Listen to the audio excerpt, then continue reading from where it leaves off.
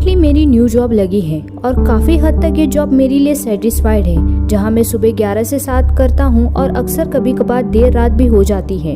और मैं जिस एरिया में रहता हूं वहां से लगभग 2 घंटे की दूरी पर है और मैं बस लेना प्रेफर करता हूं। तो अक्सर रोज सुबह 9 बजे घर छोड़ देता हूं और लगभग 10:30 तक ऑफिस में टच। ये रोज का मेरा डेली का रूटीन है।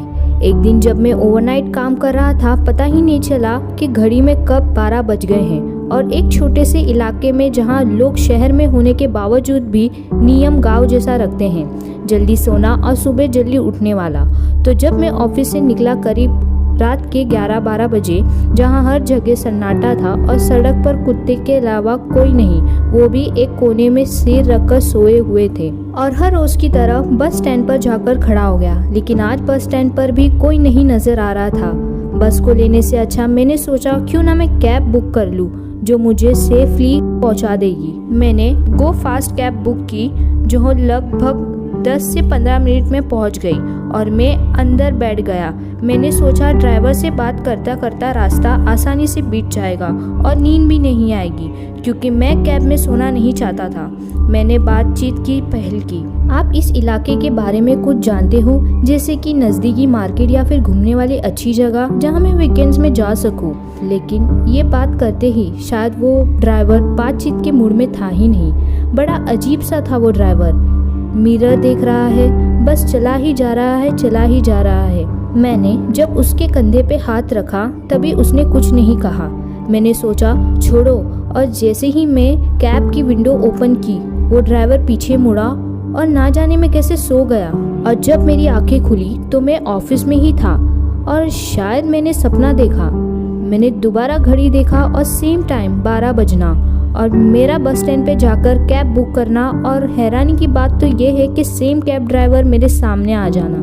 ना चाहते हुए भी मैं वो कैब में जाकर बैठ गया और ये चीज़ें करीब 3 बार मेरे साथ रिपीट होने लगी।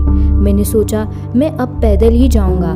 जैसे ही मैंने ऑफिस के स्टेयरकेस लिए नीचे उतरने के लिए और फुटपाथ पे चलने लगा, मैं इतना घबराया हुआ था कि मेरे आसपास ना कोई तो मुझे दिख रहा था और सिर्फ अंधेरा ही अंधेरा। और सिर्फ स्ट्रीट लाइट जल रही थी, वो भी ब्लिंक करती हुई, और नीचे सिर्फ कुत्ते के सो रहे थे और शायद वो भी मर चुके थे। ना कोई हलचल, ना कुछ हरकत, कुछ भी नहीं। इतनी ही तेजी से मैं चला जा रहा था। रास्ते पे एक बेंच आया, मैं जाकर वहाँ बैठ गया।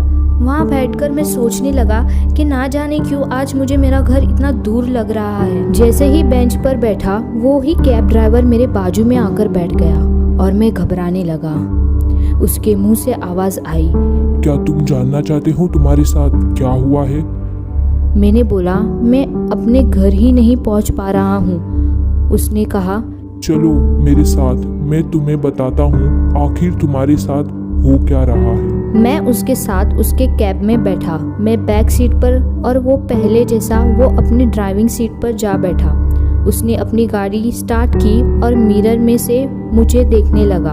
और अब मैंने दोबारा विंडो ओपन की और इस बार मैंने अपना बैनर देखा, मैं खुद, और नीचे लिखा हुआ था मेरी डेट। और मैंने फिर उस ड्राइवर को देखा।